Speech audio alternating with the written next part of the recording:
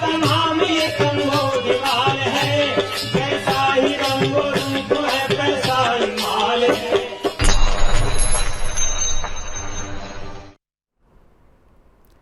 नमस्कार, मैं हूं शुभम शंकधर। आप देख रहे हैं मनी 9। हफ्ते के पहले मनी सेंट्रल में आपका स्वागत है। मेरे साथ स्टूडियो में मनी 9 के एडिटर अंशुमान तिवारी जी जुड़ गए हैं। सर, बहुत स्वागत है आपका भी। शो शुरू करूं उससे पहले आप देखिए ऑन द शो आज कौन सी खबरें, कौन से मुद्दे मनी सेंट्रल का हिस्सा हैं। आज शुरुआत होगी और महंगी होने वाली है बिजली। भारत क्यों कर रहा IPEF से किनारा? क्या RBI रोक पाएगा रुपए की कमजोरी? शेयर बाजार में घरेलू निवेशक क्यों कर रहे बिकवाली? बीमा कानून में होने वाले हैं बड़े बदलाव और रूस कितने डिस्काउंट पर बेच रहा भारत को तेल। आज ये पता चलेगा कि आखिर रूस कितना डिस्काउंट दे रहा था भारत को क्रूड ऑयल पर, जो उसने पिछले 3 महीने में 4 महीने में भारत को बेचा था। पहली खबर बिजली। केंद्रीय ऊर्जा मंत्री RK सिंह ने अंग्रेजी समाचार पत्र इकोनॉमिक्स टाइम्स को दिए इंटरव्यू में कहा कि आने वाले दिनों में बिजली की मांग तेजी से बढ़ सकती है और इसको पूरा करना सरकार के लिए चुनौती होगा। ऊर्जा मंत्री ने बताया कि सरकार बंद पड़े गैस पावर प्लांट को शुरू करने का काम कर रही है और साथ में कोयले से चलने वाले नए प्लांट्स पर भी काम हो रहा है। ऊर्जा मंत्री ने भविष्य में बिजली महंगी होने के भी संकेत दिए और साथ में यह भी कहा कि डिस्कॉम्स कंपनियों पर पावर प्लांट का बकाया अगले 4 वर्षों में खत्म हो जाएगा। एक अन्य इंटरव्यू में उन्होंने ये भी कहा कि साल 2032 तक कोयले से बनने वाली अतिरिक्त 28 गीगावाट बिजली की जरूरत होगी। बड़ी इंपॉर्टेंट बात ये कही कि 4 साल में खत्म हो जाएंगे जितने बकाया हैं। हालांकि ये बातचीत लंबे समय से हो रही है, बकाये खत्म होते नहीं है। सर, पहला सवाल मेरा कोयले की कमी को लेकर। इंटरव्यू में ये कई संकेत मिले कि कोयले की कमी को लेकर फिर से स्थिति बन रही, क्या ऐसी संभावना है? हाँ शुभम, मनी सेंट्रल के सारे दर्शकों का स्वागत है सप्ताह के पहले मनी सेंट्रल में। और हम बात आज शुरुआत कर रहे हैं बिजली से, क्योंकि लगातार हम बिजली की कमी और कोयले की कमी पर पूरे इस साल जनवरी से नज़र रख रहे हैं। और इस संदर्भ में बिजली मंत्री या ऊर्जा मंत्री का एक महत्वपूर्ण इंटरव्यू आज प्रकाशित हुआ है, जो हमें भविष्य में बिजली की कीमतों और बिजली की मांग या आपूर्ति में असंतुलन की तरफ कुछ बहुत महत्वपूर्ण संकेत देता है। शुभम, बिजली मंत्री RK सिंह ने एक महत्वपूर्ण बात ये कही कि कोल ब्लेंडिंग की इजाज़त है, इसके बाद भी बिजली घरों के पास कोयले के स्टॉक लगातार ऊपर नीचे हो रहे हैं, यानी स्टॉक्स में गिरावट आ रही। उनका कहना है था कि 34 मिलियन टन का स्टॉक था, वो इस महीने घटकर 21 मिलियन टन आ गया, जो पिछले महीने था। हर रोज़ कोयले के स्टॉक्स में डिक्लाइन हो रहा है। यानी उनका संकेत ये था कि घरेलू आपूर्ति के बावजूद कोयले की मांग और आपूर्ति को लेकर अभी असंतुलन बना हुआ है। उन्होंने ये भी कहा कि जो डोमेस्टिक कंपनियां हैं वो पहले सरकार से ये मांग कर रही थी कि उनको ब्लेंडिंग की छूट दी जाए, फिर उन्होंने कहा डोमेस्टिक कोयला मिलने लगा है, अब फिर वो ब्लेंडिंग की डिमांड कर रही हैं। और उन्होंने ये भी कहा है कि कोल की ब्लेंडिंग की प्रक्रिया तब तक जारी रहेगी, यानी आयातित कोल पर रोक का या उसे सीमित करने का कोई प्रस्ताव फिलहाल नहीं है, जब तक कि घरेलू बाजार से, घरेलू स्रोतों से कोयले की आपूर्ति बिजली घरों को पर्याप्त नहीं हो जाती। ये माना जा रहा है कि आने वाले कम से कम 6 या 7 महीनों तक जो संकेत मिल रहे हैं इस इंटरव्यू से, उस हिसाब से कोयले का आयात भी बढ़ता रहेगा। हालांकि घरेलू स्तर से कोयले की आपूर्ति बढ़ाने की संभावना दिखाई दे रही है। जैसे ही मानसून ख़त्म होता है, हम फिर से कोयले की चुनौतियों में सामने घिर जाते हैं। और पिछले साल भी हमने अक्टूबर-नवंबर के दौरान कोयले की मांग में कमी देखी थी, जो बाद में कोयले की आपूर्ति में कमी देखी थी, जिससे कि बिजली की मांग बढ़ते हुए समय बिजली घरों पर कोयले का दबाव बना था। और आज हमें वही स्थिति दिखाई दे रही है। बिजली मंत्री ने यह भी कहा कि उन्होंने रेलवे और कोल इंडिया से स्पेसिफिकली उन 10-10 महत्वपूर्ण बिंदुओं को चिन्हित करने के लिए या पहचानने के लिए कहा है, जहां केंद्र सरकार का दखल चाहिए और कोयले की आपूर्ति की समस्या को सुलझाया जा सके। यानी अगले 2-3 महीनों के दौरान बिजली की आपूर्ति पर दबाव लगातार बना रहेगा, क्योंकि कोयले की सप्लाई सामान्य होने की गुंजाइश नहीं दिखाई देती। सर, बिजली की कीमतें बढ़ने की कितनी संभावना है? क्या कोई संकेत मिलते हैं इस इंटरव्यू से? हाँ, बिजली मंत्री ने एक और महत्वपूर्ण बात कही कि सरकार जो रेगुलेटर है, यानी जो सेंट्रल इलेक्ट्रिसिटी रेगुलेटरी कमीशन या अथॉरिटी है जो बिजली की दरों का रेगुलेट करने का फैसला करती है, उससे ये कहा जाएगा कि वो 12 रुपये पर यूनिट की सीलिंग पावर एक्सचेंजेस के लिए बनाए रखे। यानी 12 रुपये की कीमत पर ही यदि राज्य सरकारें पर्याप्त बिजली उन्हें नहीं मिल रही है तो एक्सचेंजेस से 12 रुपए पर खरीद सकें। इसके अलावा उन्होंने कहा कि गैस बेस्ड और बैटरी स्टोरेज पावर प्लांट्स के लिए एक अलग से स्ट्रक्चर लाया जाएगा। अगले कुछ महीनों में गैस बेस्ड पावर प्लांट शुरू किए जा रहे हैं और वहाँ की बिजली महंगी होगी, यानी बिजली की महंगाई में आने वाले समय में कोई कमी होने की संभावना नहीं है। ये संकेत तो कोयला मंत्री ने मौजूदा परिस्थिति के आधार पर दिए हैं। शुभम ने आपको इस बात का इशारा किया कि जो बकायेदारी है, जिस बकायेदारी की जो डिस्कॉम के ऊपर बिजली घरों की बकायेदारी, उसे लेकर मामला उलझा हुआ है और अभी तस्वीर पूरी तरह साफ उस बकायेदारी के लिए नहीं है। और कोयले का आयात जारी रहने का मतलब यह है कि अगर अंतर्राष्ट्रीय बाजार में कोयले की कीमतें बढ़ती हैं तो उसका असर भी हमें बिजली की कीमतों पर दिखाई देगा। बिल्कुल। अगली खबर, अमेरिका के नेतृत्व वाले बहुपक्षीय समझौते इंडो पैसिफिक इकोनॉमिक फ्रेमवर्क यानी IPEF में भारत पूरी तरह शामिल होता नजर नहीं आ रहा है। इस समझौते के 3 में से 2 पहलुओं पर भारत सहमत है, लेकिन व्यापार से जुड़े पहलू को लेकर पीछे हटता नजर आ रहा है। इस साल मई में अमेरिकी राष्ट्रपति जो बाइडेन ने जापान यात्रा के दौरान इस समझौते की घोषणा की थी। सर, पहला सवाल, इस समझौते में क्या क्या है और भारत कौन से हिस्से से पीछे हटता नजर आ रहा है? Shubham, Indo Pacific economic framework काफ़ी चर्चा में था करीब करीब 2 महीने तक, जब भारत के प्रधानमंत्री और एशिया पैसिफिक देशों के प्रमुख राष्ट्राध्यक्ष मिले थे और जब वहाँ इसकी घोषणा हुई थी। और उसी समय इस बात की संभावना और संकेत बनते दिखाई दे रहे थे कि अमेरिका अपने नेतृत्व में चीन के समानांतर एक व्यापार गुट या एक किस्म का ट्रेड ब्लॉक या ट्रेड ग्रुपिंग बनाने की कोशिश करेगा। हालांकि ट्रेड ग्रुपिंग नहीं है, ये फ्री ट्रेड एरिया नहीं है, फिर भी इंडो पैसिफिक इकोनॉमिक फ्रेमवर्क नाम का एक जो बड़ा स्ट्रक्चर है उसे 3-4 हिस्सों में बांटा गया है। उसमें एक हिस्सा टैक्सेशन रिलेटेड सहयोग का है। जो एशिया पैसिफिक के देश हैं वो टैक्स संबंधी सूचनाओं के आदान प्रदान में एक दूसरे का सहयोग करेंगे। एंटी करप्शन मेजर्स, भ्रष्टाचार को रोकने की जो सहमति G20 के बीच में बनी है, उसका भी एक मॉडल इस फ्रेमवर्क में आएगा। तीसरा क्लीन एनर्जी है, एशिया के देश आपस में सुरक्षित ऊर्जा को सपोर्ट देंगे। और चौथा और सबसे महत्वपूर्ण ट्रेड से रिलेटेड कोऑपरेशन है। और यही इस फ्रेमवर्क की जो पहली बैठक लॉस एंजल्स में थी, उसमें भारत ने इसमें ट्रेड रिलेटेड हिस्से से अपने आप को अलग कर लिया है। बाकी 3 जो पिलर्स हैं, जो टैक्सेशन का, करप्शन रोकने का और सुरक्षित साफ सुथरी ऊर्जा से संबंधित है, उस पर भारत सहमत है। इसमें 13 अर्थव्यवस्थाएं हैं। ये माना जा रहा था कि ये जो इंडो पैसिफिक इकोनॉमिक फ्रेमवर्क है, ये चीन के बराबर खड़े होने की कोशिश है।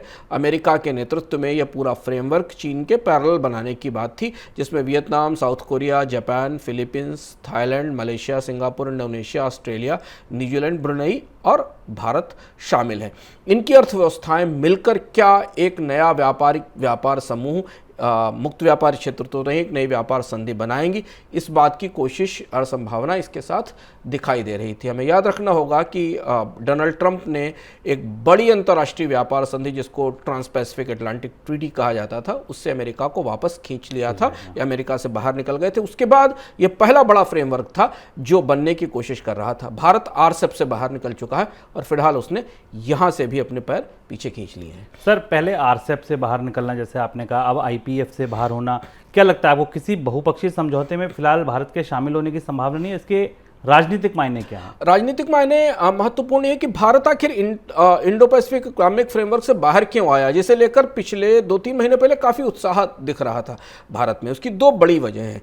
अमेरिका के साथ व्यापारिक रिश्तों को लेकर और खासतौर से इस फ्रेमवर्क के अंदर जो व्यापारिक रिश्ते उन्हें लेकर तमाम ऐसी चीज़ें हैं जिनसे भारत बहुत सहमत नहीं दिखा है। भारत की तरफ से वाणिज्य मंत्री ने जो कल प्रेस कॉन्फ्रेंस की, पीयूष गोयल ने, उन्होंने ये कहा कि इसमें कई सारे प्रावधान हैं जिनको हम करीब से देख रहे हैं। तो वो कौन से कई सारे प्रावधान हैं, कौन से प्रावधान हैं जिन पर भारत को आपत्ति है? भारत को इसमें एक आपत्ति है कि अमेरिका अपने व्यापार ढांचे के तहत सभी देशों को एक खास किस्म के लेबर लॉ पर काम करने के लिए प्रेरित करता है, जिसमें मैक्सिको के साथ डिस्प्यूट है। दूसरा महत्वपूर्ण बात यह कि भारत फिलहाल किसी तरह से ड्यूटी रिडक्शन के लिए तैयार नहीं होगा। हालांकि ये फ्री ट्रेड एरिया नहीं है, लेकिन इंडो पैसिफिक इकोनॉमिक फ्रेमवर्क की चर्चाएं ही यहाँ से शुरू हुई कि आपस में आयात को सस्ता करने और बाजार को खोलने के लिए क्या लेन देन होगा।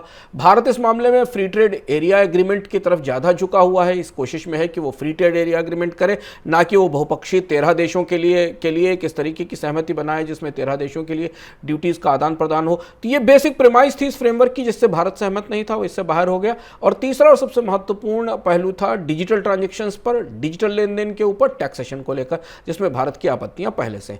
और चौथी और महत्वपूर्ण बात यह कि इंडो पैसिफिक इकोनॉमिक फ्रेमवर्क में डेटा शेयरिंग को लेकर एक नए तरीके का स्ट्रक्चर आने वाला है, और इस संधि में शामिल होने वाले देशों को अंतर्राष्ट्रीय डेटा प्रोटोकॉल, डेटा प्राइवेसी के नियमों का पालन करना होगा। भारत में भी इस पर काफ़ी धुंधलता है, काफ़ी अंधेरा है। सरकार ने काफ़ी कोशिश के बाद भी संसद में एक विधेयक पेश किया था डेटा प्रोटेक्शन को लेकर, उसे भी वापस ले लिया है। तो यानी ये जो पूरी की पूरी बिसात राजनीतिक तौर पर चीन के अगेंस्ट खड़ी की गई थी, बनाई जा रही थी, उसमें स्ट्रेटेजिक सहमतियां तो हैं, रणनीतिक सहमतियां तो हैं, पर व्यापारिक सहमति बने उससे पहले एशिया पैसिफिक क्षेत्र की सबसे बड़ी अर्थव्यवस्था भारत इससे बाहर हो गई है, और यहाँ से, और भारत चीन के से भी बाहर है। अगर भारत आने वाले समय में इस इंडो पैसिफिक इकोनॉमिक फ्रेमवर्क को में शामिल नहीं होता तो मैं संकेत निकाल सकते हैं कि भारत फिलहाल किसी अंतर्राष्ट्रीय व्यापार ग्रुपिंग का, बहुपक्षीय व्यापार समूह का हिस्सा नहीं होगा, बल्कि वो द्विपक्षीय समझौतों की तरफ आगे ज़्यादा बढ़ेगा। हालांकि इस बारे में राय स्पष्ट नहीं है। भारत ने कहा है कि वो करीब से इंडो पैसिफिक इकोनॉमिक फ्रेमवर्क में ट्रेड वाले हिस्से के कामकाज को देख रहा है, बट आमतौर पर यह इस नई फ्लेजिलिंग उभरती हुई व्यवस्था के लिए भारत का बाहर होना एक बड़ा झटका है, और इसके बाद इसकी दिशा कैसी होगी इसके बारे में हमें अगले कुछ महीनों में पता चलेगा, और हम इसे करीब से इस पर नजर रखेंगे, क्योंकि एक महत्वपूर्ण ग्रुपिंग है जो चीन के आरसेप को चुनौती देने के लिए तैयार हो रही है। डॉलर की मजबूती की वजह से भारतीय करेंसी रुपए पर दबाव बना हुआ है, और इस दबाव को कम करने के लिए रिजर्व बैंक अपने रिजर्व से डॉलर की बिकवाली कर रहा है। रुपए को प्रति डॉलर 80 के स्तर पर बनाए रखने के लिए रिजर्व बैंक ने बीते अगस्त में 13 अरब डॉलर की बिकवाली की है। डॉलर की बिकवाली की वजह से देश का विदेशी मुद्रा भंडार लगातार कम हो रहा है। 2 सितंबर को खत्म हुए हफ्ते में देश का विदेशी मुद्रा भंडार 553 अरब डॉलर दर्ज किया गया, जो 23 महीने का सबसे निचला स्तर है। सर, क्या आरबीआई रुपए की गिरावट को रोक पाएगा, जिस तरीके से विदेशी मुद्रा भंडार लगातार गिर रहा है और डॉलर की मजबूती अभी भी बढ़ती जा रही है? हाँ, डॉलर की मजबूत ये कुछ इस किस्म की लड़ाई है रिजर्व बैंक की, जो बिल्कुल परिस्थितियों के अगेंस्ट है, और अब ये समझना मुश्किल है। रिजर्व बैंक कभी खुलकर ये नहीं कहता कि वो किसी एक रुपये और डॉलर के एक्सचेंज रेट के किसी एक स्तर को टारगेट करता है, पर ये बिल्कुल स्पष्ट है कि 13 अरब डॉलर के आसपास बाजार में झोंके जा चुके हैं, और फिर भी रुपया 80 के करीब छू कर लौट आता है। और इस चक्कर में भारत का विदेशी मुद्रा भंडार जो 9 अक्टूबर 2020 के लेवल्स के लोएस्ट लेवल पर, उसके बाद के सबसे लोएस्ट लेवल के ऊपर आकर खड़ा हो गया है, और यहाँ से रुपए पर दोहरा दबाव दिख रहा है। बहुत सारी चर्चाएं सरकार के भीतर इस बात को लेकर हैं कि क्या रुपए को अपने तरह से फिसलने दिया जाए, उसमें सीधा हस्तक्षेप ना किया जाए, लेकिन रिजर्व बैंक ने इस बारे में खुलकर कुछ नहीं कहा। आपको याद होगा शुभ में एक बयान तो इससे पहले 1 महीने पहले आया था कि रिजर्व बैंक 100 बिलियन डॉलर तक बाजार में झोंकने को तैयार है, लेकिन रुपए को कमजोर नहीं होने दिया जाएगा। पर रुपए का वास्तविक स्तर क्या है? मुझे इकोनॉमिकम का एक संस्करण याद आता है जिस पर हमने विस्तार से चर्चा की थी और समझने की कोशिश की थी कि रुपए का वास्तविक स्तर क्या है। यह भारत सरकार है, रिजर्व बैंक हमें नहीं बताता। लेकिन जो मौजूदा परिस्थिति है जिसमें डॉलर की मजबूती पूरी दुनिया की अर्थव्यवस्थाओं के लिए चुनौती बनी हुई है, एक दूसरा महत्वपूर्ण बात यह कि भारत का चालू खाते का घाटा इस साल जीडीपी के 3.5% तक जा सकता है, जो रुपए की मजबूती में को कमजोर करने का, ये रुपए की स्थिरता को टूटने की एक और बड़ी वजह है। और तीसरा, भारत का लगातार बढ़ता रिकॉर्ड व्यापार घाटा, क्योंकि भारत कोयले, ऊर्जा और बाकी चीज़ों का आयात कर रहा है, और इसलिए उसका व्यापार घाटा बढ़ने वाला है। ये तीनों ऐसे फैक्टर हैं जो रुपए पर लगातार दबाव बनाए रखेंगे। इसके अलावा जो डॉलर की मजबूती का तूफान है वो अलग से चल रहा है। ऐसी परिस्थिति में रिजर्व बैंक रुपए की गिरावट के लिए जो विदेशी मुद्रा रोकने के लिए जो विदेशी मुद्रा बाजार में डाल रहा है, ये कितना तर्कसंगत है और एक किस सीमा तक चलेगा, इसका कोई खुलकर जवाब भारत के नीति आता है या रिजर्व बैंक कभी नहीं देते। सर, विदेशी मुद्रा भंडार का इतनी तेजी से छीजना, गिरना, ये कितनी बड़ी चिंता है? एक रिजर्व बैंक के पूर्व गवर्नर का बयान आज ही आया, बीवी सुब्बाराव का। उनका कहना था कि रिजर्व बैंक को रुपए में केवल वॉलेटिलिटी या उतार चढ़ाव रोकने की कोशिश करनी चाहिए, इसकी गिरावट में दखल नहीं देना चाहिए। ये अपने सामान्य परिस्थिति में स्टेबलाइज होगा, क्योंकि रुपया तमाम सारी प्रतिस्पर्धी व्यापारिक मुद्राओं की तुलना में उसका वैल्यूएशन होता है। लेकिन हाँ, विदेशी मुद्रा भंडार अगर एक सीमा से नीचे गया, जिसके जाने का रिस्क बढ़ रहा है, जितनी तेजी से गिर रहा है, तो फिर ये रुपए की कमजोरी कमजोरी को बढ़ाने वाला साबित होगा, क्योंकि रुपए की पर और ज़्यादा दबाव बनेगा। हम इधर देख रहे हैं कि भारतीय शेयर बाजार में विदेशी निवेशक लौटे हैं, थोड़ा विदेशी निवेशकों का प्रभाव भी बना है, लेकिन उसके बाद भी विदेशी मुद्रा भंडार में बढ़ोतरी नहीं दिखाई दे रही। यानी कि जितनी विदेशी पूंजी भारत में स्टॉक मार्केट में खरीद के तौर पर आ रही है, उससे कहीं ज़्यादा पैसा रिजर्व बैंक रुपए को की गिरावट को रोकने में और इसे 80 से पार जाने में लगा रहा है। और इसलिए ये एक बहुत करीबी मामला हो सकता है। अगर भारत के विदेशी मुद्रा भंडार में और गिरावट आई तो फिर मनोवैज्ञानिक रूप से रुपए की कमजोरी और बढ़ सकती है। देश में इंश्योरेंस को बढ़ावा देने के लिए सरकार इंश्योरेंस एक्ट में बदलाव की तैयारी कर रही है। रिपोर्ट्स की माने तो इंश्योरेंस एक्ट में बदलाव के लिए वित्त मंत्रालय में शुरुआती दौर का काम शुरू हो गया है। रिपोर्ट में कहा गया है कि सरकार इंश्योरेंस बिजनेस शुरू करने के लिए न्यूनतम पूंजी की जरूरत घटाकर 100 करोड़ रुपए कर सकती है। तमाम प्रयासों के बावजूद देश में इंश्योरेंस सेक्टर का बहुत ज़्यादा विस्तार नहीं हो सका। वित्त वर्ष 2021 तक इंश्योरेंस पेनिट्रेशन 4.2% दर्ज किया गया। सर, बीमा कानून में बदलाव की ज़रूरत क्यों पड़ रही है? 3-4 बड़ी चीज़ें भारत के बीमा बाजार के को लेकर हैं, जिन्हें देर आए दुरुस्त आए सरकार ये महसूस तो कर रही है कि भारत के बीमा बाजार में वैसा सब कुछ नहीं हो रहा है जैसा होने की उम्मीद है। अगर आप भारत में देखें तो इस समय 31 नॉन लाइफ और 24 लाइफ इंश्योरेंस कंपनियां हैं, और कंपनियों की संख्या के हिसाब से शायद दुनिया के सबसे बड़े बाजारों में होगा। इतनी अधिक कंपनियां किसी भी बाजार में नहीं होंगी। लेकिन भारत में जो इंश्योरेंस का पेनिट्रेशन है या टोटल जो पहुंच है वो केवल 4.2% के आसपास है। इंश्योरेंस पेनिट्रेशन को नापने का पैमाना जीडीपी के अनुपात में प्रीमियम के भुगतान से माना जाता है, और भारत के जीडीपी के अनुपात में अगर आप देखें तो भारत में प्रीमियम भुगतान बहुत ही कम है, बहुत ही छोटा दिखता है। दूसरी महत्वपूर्ण बात यह है कि भारत में इतनी ज़्यादा बड़ी कंपनियां होने के बाद भी भारत की एक बहुत बड़ी आबादी के पास आज भी ना तो इंश्योरेंस की सुविधाएं हैं, ना वो उसे ले पाते हैं, और कंपनियां भी भारत के अलग अलग आय वर्गों के हिसाब से उत्पाद नहीं प्रस्तुत कर पाती, नहीं बना पाती। ज़्यादातर भारत का इंश्योरेंस प्रोडक्ट का मार्केट मिडिल क्लास और अपर मिडिल क्लास तक सीमित है। और तीसरी और महत्वपूर्ण बात जो हमें अभी दिखाई दी कि सरकार ने 1.5 साल पहले भारत में इंश्योरेंस सेक्टर में विदेशी निवेश की सीमा बढ़ाकर 74% कर दी थी। बड़ा फैसला था। यह माना जा रहा था कि इसके बाद भारत के बीमा क्षेत्र में निवेश दिखाई देगा, लेकिन किसी भी बड़े ग्लोबल प्लेयर ने, किसी भी बड़ी अंतर्राष्ट्रीय बीमा कंपनी ने भारत में निवेश नहीं किया है। केवल एक इटालियन कंपनी है, इटली की कंपनी है जेनरली, जिसने अपने वेंचर में थोड़ा सा सी हिस्सेदारी बढ़ाई है। यानी भारत के इंश्योरेंस बाजार में संभावनाएं और पोटेंशियल बहुत ज़्यादा है, क्योंकि भारत की बहुत बड़ी आबादी बीमा से बाहर है, पर निवेश नहीं आ रहा। और शायद यही वजह है कि सरकार को इंश्योरेंस के कानूनों को करीब से फिर देखना पड़ा है, और यदि 100 करोड़ रुपए की सीमा जो बाजार में प्रवेश के लिए उसे घटाया जाता है तो शायद बाजार में कुछ नए प्लेयर्स के आने की गुंजाइश बनेगी। पर शुभम, इसमें एक बड़ी दुविधा है कि भारत को नए प्लेयर्स चाहिए या मौजूदा प्लेयर्स के बेहतर परफॉर्मेंस चाहिए और ज़्यादा निवेश चाहिए, क्योंकि प्लेयर्स की कमी बाजार में नहीं है। 24 कंपनियां लाइफ इंश्योरेंस मार्केट में भारत के लिए पर्याप्त हैं। 31 नॉन लाइफ इंश्योरेंस कंपनियां भारत के लिए पर्याप्त हैं। तो कंपनियों को अपनी बीमा प्लानिंग में भारत के बाजार की बेहतर समझ में, लोगों की आय और निवेश के बचत के तौर तरीकों को करीब से समझना पड़ेगा, ना कि नए प्लेयर इस बाजार में आए। और अगर सरकार कुछ ऐसा चाहती है तो जिम्मेदारी फिर IRDA की है कि वो कंपनियों को इस बात के लिए बाध्य करे कि वो ऐसे उपयुक्त बीमा उत्पाद लेकर आएँ जिनकी ज़रूरत भारत की बड़ी पॉपुलेशन को है, बड़ी आबादी जिसको कि जो बीमा की सुरक्षा से पूरी तरह महरूम है, उसके पास बीमा की सुरक्षा नहीं है। लेकिन बीमा क्षेत्र में कानूनों को बदलने पर विचार शुरू हुआ, और इस पर हम लगातार आपको मनी सेंट्रल में अपडेट करते रहेंगे और बताते रहेंगे कि भारत में क्या बीमा के नियमों और कानूनों में कैसे बदलाव होंगे, क्योंकि किसी भी देश की फिनेंशियल सिक्योरिटी की पहली सीढ़ी है कि देश के अधिकांश लोगों के पास कम से कम बीमा जरूर होना चाहिए। अब बात भारतीय शेयर बाजार की। भारतीय शेयर बाजार में जब विदेशी निवेशक बिकवाली में लगे हुए थे, उस समय घरेलू संस्थागत निवेशकों से खरीदारी आ रही थी। लगातार वो खरीदारी कर रहे थे। बाजार की गिरावट को उसी खरीदारी ने थाम भी रखा था। लेकिन अब जब शेयर बाजार में रिकवरी आ गई है तो घरेलू निवेशक बिकवाली कर रहे हैं। अगस्त के दौरान इक्विटी म्यूचुअल फंड की खरीदारी में भारी गिरावट देखने को मिली है। अगस्त में इक्विटी म्यूचुअल फंड में सिर्फ 6119 करोड़ रुपए का निवेश हुआ है, उतने की खरीदारी हुई है। अगस्त 2021 के मुकाबले ये 31% कम है। और इस साल के मार्च में हुई खरीदारी से देखें तो 78% की गिरावट है। सर, घरेलू निवेशक अचानक क्यों बेचने लगे जब बाजार ऑल टाइम हाई के करीब आ रहा है?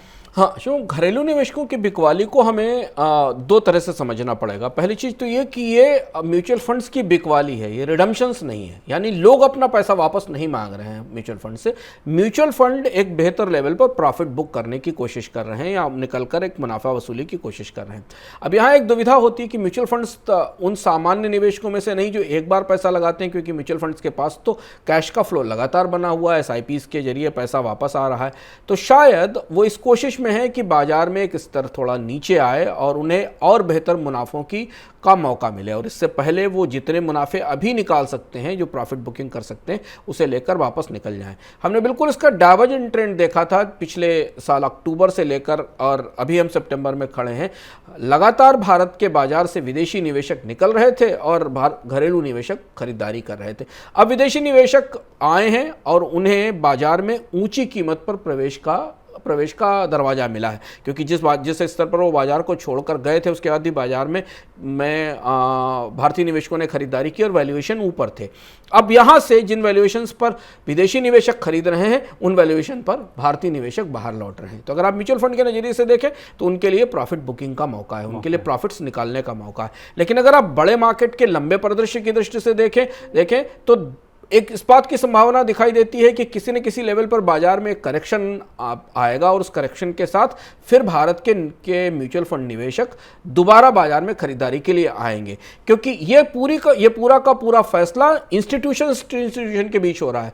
अभी भारत में रिडम्पशंस का दबाव म्यूचुअल फंड्स पर बिल्कुल नहीं है, और जितनी पूंजी का प्रवाह जितनी तेजी से म्यूचुअल फंड्स के पास हो रहा है SIP के तौर पर, वो कहीं नहीं जा सकते, उनको नए सिरे से खरीद करनी ही होगी। पर शायद उन पर दबाव ये होगा कि जितने रिटर्न्स वो पिछले 1 साल में 1.5 साल में दे चुके हैं, उन रिटर्न्स को मेंटेन करने के लिए बाजार में सही वैल्यूएशंस स्टॉक्स के जरूरी हैं। और इसीलिए भारतीय शेयर बाजार को लेकर दो प्रतिस्पर्धी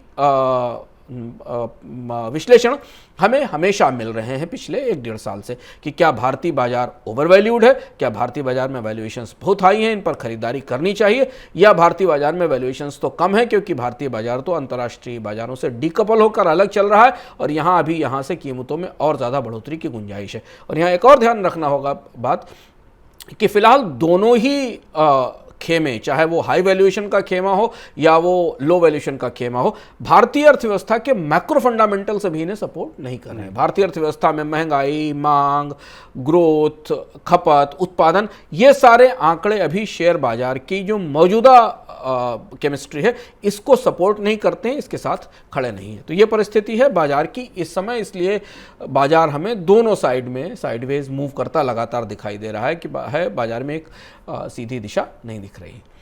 अब समय हो गया है मनी 9 की स्पेशल रिपोर्ट का। आटे के बाद, चावल के बाद क्या अब दालों के निर्यात पर भी सरकार कुछ अंकुश लगा सकती है? ऐसा क्यों? देखिए स्पेशल रिपोर्ट। क्या गेहूं और चावल के बाद अब सरकार दालों के एक्सपोर्ट पर भी लगाम लगाएगी? ये सवाल ऐसे समय उठ रहा है जब अधिकतर दालों की कीमतें बढ़ने लगी हैं। इस साल खरीफ दलहन का रकबा भी पिछड़ा हुआ है और देश से दालों का एक्सपोर्ट 4 गुना से ज्यादा बढ़ गया है। इस साल अप्रैल से जुलाई के दौरान देश से 3.25 लाख टन दलहन का निर्यात हो चुका है, जो पिछले साल की समान अवधि के मुकाबले 337% ज्यादा है। वित्त वर्ष 2021-22 के दौरान पूरे साल में 3.88 लाख टन से ज्यादा दालों का निर्यात हुआ था, जो देश से दलहन का रिकॉर्ड है। लेकिन पिछले साल जितना दलहन एक्सपोर्ट हुआ, इसका लगभग 84% इस साल के 4 महीने में ही हो गया है। ऊपर से इस साल खरीफ दलहन की खेती भी पिछले साल के मुकाबले घट गई है। कृषि मंत्रालय के आंकड़े बताते हैं कि 9 सितंबर तक देश भर में खरीफ दलहन का रकबा 5 लाख हेक्टेयर से ज्यादा पिछड़ा हुआ है। तीनों प्रमुख दलहन यानी अरहर, उड़द और मूंग की खेती घटी है और इस वजह से तीनों की उपज घटने की आशंका है। दालों के बढ़े हुए निर्यात और खेती में आई कमी की वजह से इनकी कीमतों को हवा मिल रही है। रिटेल बाजार में पिछले 15-20 दिन के भाव को देखें तो कीमतों में बढ़ोतरी ज्यादा हुई है और कटौती कम। दिल्ली में चने और मूंग के दाम बढ़े हैं, उड़द का भाव स्थिर रहा है और अरहर में हल्की नरमी आई है। दालों की कीमत नियंत्रण से बाहर न हो जाए, इसके लिए सरकार ने अपने स्टॉक से राज्यों को 8 रुपए के डिस्काउंट पर 15 लाख टन चने की सप्लाई का फैसला जरूर किया है, लेकिन इस फैसले के बाद भी रिटेल बाजार में भाव पर बहुत ज्यादा असर नहीं दिखा है। और कीमतें अगर बहुत ज्यादा बढ़ी तो सरकार को गेहूं और चावल की तरह दालों के निर्यात को लेकर भी सख्ती करनी पड़ सकती है। मनी 9 के लिए मनोज कुमार की रिपोर्ट। अब आज दिन की सबसे बड़ी खबर, रूसी क्रूड ऑयल के भाव पर कैपिंग में भारत शामिल ना हो, इसके लिए रूस ने भारत को और भी सस्ता कच्चा तेल देने का ऑफर किया है। रूस की तरफ से भारत को कहा गया है कि पहले जिस भाव पर तेल बेचा गया है भविष्य में उसे उससे भी सस्ता तेल मिलेगा, बशर्ते तेल के भाव पर कैपिंग की योजना में भारत शामिल ना हो। G7 देशों ने रूसी क्रूड ऑयल पर कैपिंग की योजना बनाई और भारत से आग्रह किया है कि वह भी इस कैपिंग में शामिल हो। दुनिया भर में भारत कच्चे तेल का तीसरा सबसे बड़ा आयातक है और अपनी ज़रूरत का 85% तेल आयात करता है। भारत इसलिए अहम है क्योंकि तीसरा सबसे बड़ा आयातक है। अगर वो लगातार रूस से क्रूड को आयात करता रहेगा तो कैपिंग उस तरह शायद काम नहीं कर पाएगी। सर, पहला सवाल, डिस्काउंट और ज्यादा दे दिया जाएगा, और ज्यादा से पहले ये तो पता चले पहले दिया कितना गया, तो पहले कितना डिस्काउंट दिया गया और आगे कितना और ज्यादा बढ़ने की संभावना है? $16 के आसपास का डिस्काउंट है जो हमको स्क्रीन पर दिख रहा है लगातार कि $16 का डिस्काउंट शुरू किया था मई में, जब रूस ने भारत को सस्ता कच्चा तेल ऑफर करना शुरू किया था और जब सैंक्शंस के को लेकर दबाव बहुत ज़्यादा था। उसके बाद फिर वो घटकर करीब $14 पर आया और अब उसके बाद अब $6 के आसपास आ गया है। अब यहाँ भारतीय बाजार में दो तरीके की प्रतिस्पर्धा है भारत को तेल बेचने के लिए। अब रूस को इराक का बड़ा प्रतिस्पर्धी दिख रहा है जिसने करीब $9 का डिस्काउंट दिया है। $6 का डिस्काउंट भारत को अभी रूस ने दिया था, उससे ज़्यादा $9 का डिस्काउंट इराक से आया है। पूरी कोशिश इस बात की है कि रूस की अर्थव्यवस्था मुश्किल दौर की तरफ बढ़ रही है, जिस पर हम आगे बात करेंगे। रूस को एशिया का बाजार हासिल करना ज़रूरी है क्योंकि यूरोप का बाजार उसके लिए आने वाले समय में बंद होगा और जिसका बड़ा असर रूस की अर्थव्यवस्था पर वैसे ही पड़ रहा है गैस और तेल के का इंपोर्ट खत्म होने से। अब उसे ये भारत और उसके आसपास का नया बाजार चाहिए और इसलिए रूस की कोशिश है कि वो भारत को किसी तरह से सस्ते कच्चे तेल को ऑफर करे ताकि वो कैपिंग का जो पूरा प्रस्ताव है उसमें शामिल ना हो। कैपिंग से रूस इतना क्यों दबाव में है या पुतिन क्यों इतने दबाव में है? क्योंकि तेल कितना भी हो पर उसे ले जाने वाला जो नेटवर्क है, उसे ले जाने वाली जो प्रक्रिया है, चाहे वो शिपिंग हो और वो इंश्योरेंस हो, वो अगर रुक गया तो दुनिया की कोई शिपिंग लाइन जाकर तेल नहीं उठाएगी। रूस के बंदरगाहों से कच्चा तेल उठाकर पहुंचाने के लिए जो नेटवर्क काम करता है उसे अगर पेमेंट्स नहीं मिले, बैंकों ने रोक दिया, उसे बीमा नहीं मिला तो ये पूरी की पूरी आपूर्ति रूस से निकलना मुश्किल हो जाएगी। इससे रूस चाहता है कि कैपिंग जितनी ढीली ढाली रहेगी, दुनिया के कुछ 2, 4, 5 बड़े देश इस कैपिंग व्यवस्था से बाहर रहेंगे, उनकी गारंटीज पे उसके तेल की आपूर्ति होती रहेगी। लेकिन अब बाजार में प्रतिस्पर्धा ज़्यादा है भारत के लिए। अगर भारत रूस से सस्ता कच्चा तेल और आयात करना चाहता है तो उसे अब दो अलग अलग देश मिलकर सस्ते कच्चे तेल की ऑफरिंग कर रहे हैं। हालांकि भारतीय बाजार में रूस से सस्ता कच्चा तेल आने के बाद भी कीमतों में कमी नहीं आई है। कच्चा तेल सस्ता हो या महंगा हो, भारत में पेट्रोल डीजल की कीमतें कम नहीं हुई हैं। सर, रूस के सामने ये कॉम्पिटिटर कौन कौन खड़े हैं? अगर बड़े कॉम्पिटिटर्स हम देखें तो रूस के सामने कौन कौन से लोग प्रतिस्पर्धा में सबसे आगे हैं? रूस के सामने प्रतिस्पर्धा में तो सऊदी अरब खड़ा हो गया क्योंकि हमने देखा आरामको ने ये भी हाल में कीमतों में कमी कर दी। इराक एक हिस्सा, इराक बड़ा प्लेयर बनकर आ रहा है और इराक से भारत तेल आना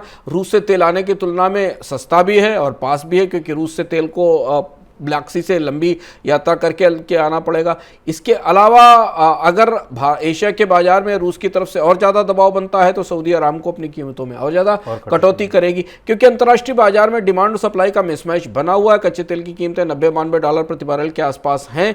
तो अभी जो बड़े उत्पादक हैं, जो जाग्राफिकली भौगोलिक रूप से भारत के करीब हैं, वो भारत को और ज़्यादा बेहतर ढंग से कच्चे तेल के सौदे दे सकते हैं। भारत ने अभी हाल में डिप्लोमेटिक वार्ताएं पिछले 24 घंटे पहले सऊदी अरब के साथ भी की हैं। तो तेल के बाजार में मंदी आए अंतर्राष्ट्रीय अर्थव्यवस्थाओं में जिसकी संभावना दिखती है, उससे पहले दो तरीके की जद्दोजहद है। एक है कि एशिया के बाजार को पर कब्जे की कोशिश है।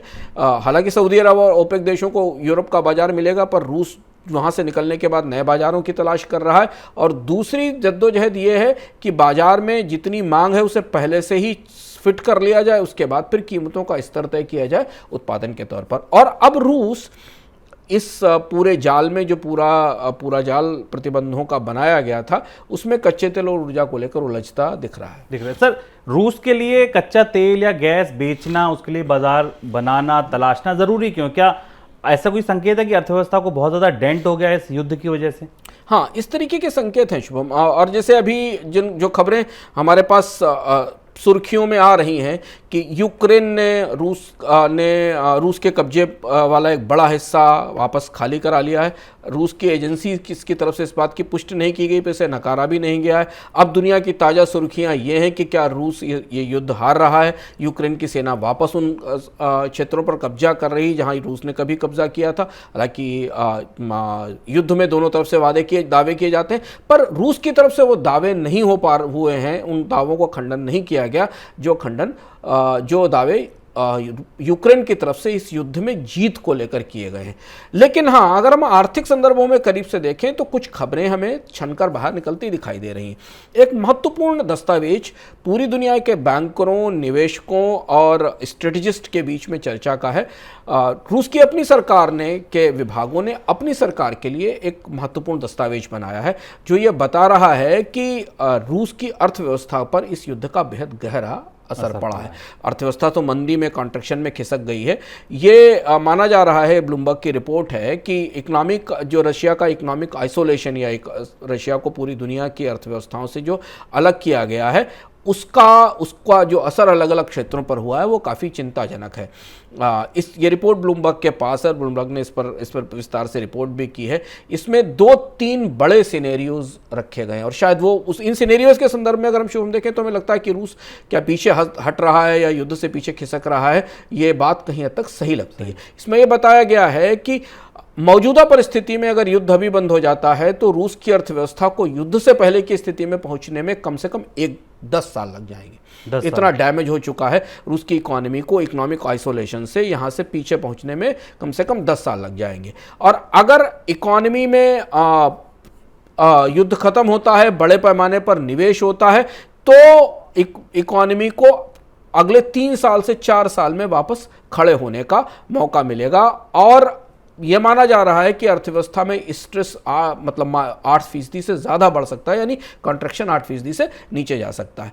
दूसरी जो महत्वपूर्ण चीज़ इस रिपोर्ट से हमारे सामने निकल कर आती है वो ये कि जो आंकड़े, इसमें बड़े आंकड़े मिल रहे हैं। जो रूस को सबसे ज़्यादा नुकसान हुआ है यूरोप को निर्यात से। माना जा रहा है कि अगर यूरोप पूरा कट ऑफ कर देता है रूस से गैस लेने का, जिसकी तैयारी चल रही है कि नॉर्थ स्ट्रीम पाइपलाइंस और जो पाइपलाइंस यूक्रेन के जरिए आती हैं उनसे पूरा कट ऑफ कर देता है, तो रूस को कम से कम $6.6 बिलियन का एक्सपोर्ट मार्केट गंवाना पड़ेगा।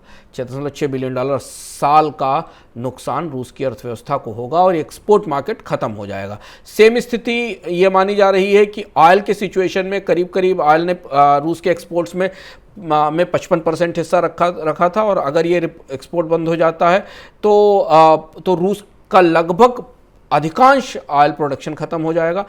रूस का मेटल एक्सपोर्ट्स बुरी तरह टूट चुका है। $5.7 बिलियन का नुकसान रूस की मेटल इंडस्ट्री को हो चुका है। और इस रिपोर्ट की अंतिम और सबसे महत्वपूर्ण बात यह, जिसके कारण तनाव ज़्यादा चिंता है रूस की अर्थव्यवस्था को लेकर पूरी दुनिया में, कि अगर रूस की ऑयल और गैस इंडस्ट्री का उत्पादन बिका नहीं, उनके प्रोड्यूस बिकना बंद हो गए, तो रूस के भीतर भी संकट हो जाएगा, क्योंकि वो कंपनियां फिर उत्पादन नहीं कर पाएंगी घरेलू अर्थव्यवस्था को फीड करने के लिए। हमने पिछले 6 महीने में सारी बड़ी कंपनियों को रूस से बाहर जाते देखा है, सैंक्शंस के कारण निर्यात रुकते देखा है, और यही वो वजह है जिसकी वजह से रूस कच्चे तेल का डिस्काउंट देने को तैयार है भारत या बाकी अर्थव्यवस्थाओं को, कि कहीं ना कहीं से कुछ ना कुछ एक्सपोर्ट के बाजार खुले रहें। अब ये एक अगला घटनाक्रम है जिस घटनाक्रम पर हमारी करीब से नजर रहेगी।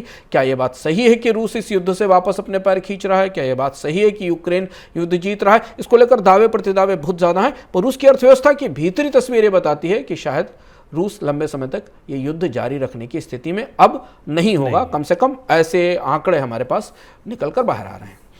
तो ये था हमारा आज का मनी सेंट्रल। पूरी उम्मीद है आपको पसंद आया होगा। बहुत शुक्रिया आपका देखने के लिए। सर, आपका ही बहुत शुक्रिया तमाम खबरों पर विश्लेषण के लिए। चलते चलते आपको एक खास शो के बारे में बताता हूँ। आज का जो शो मैं आपको बता रहा हूँ वो है खर्च बहादुर। पेट्रोल और डीजल की कीमतों में पहले बड़ा अंतर होता था। तब ये कहा जाता था कि अगर आप भाई सस्ते फ्यूल वाली गाड़ी चलानी है तो आप डीजल कार ले लीजिए। अब अंतर बहुत ज़्यादा नहीं है। ऐसी स्थिति में आपके लिए पेट्रोल कार बेटर है या डीजल कार बेटर है? कैसे निर्णय लें, यही खर्च बहादुर आपको बता रहा है इस बार, कि अगर आपको कार का चुनाव करना है या आपके लिए कौन सी कार ज़्यादा बेहतर है, पेट्रोल की या डीजल की, तो आप खर्च बहादुर का ये शो देखकर निर्णय पर पहुंच सकते हैं। तत्काल डाउनलोड कीजिए मनी9 का ऐप और देखिए खास शो खर्च बहादुर। फिलहाल दीजिए इजाजत, कल फिर होगी मुलाकात शाम 7 बजे। नमस्कार। का तमाम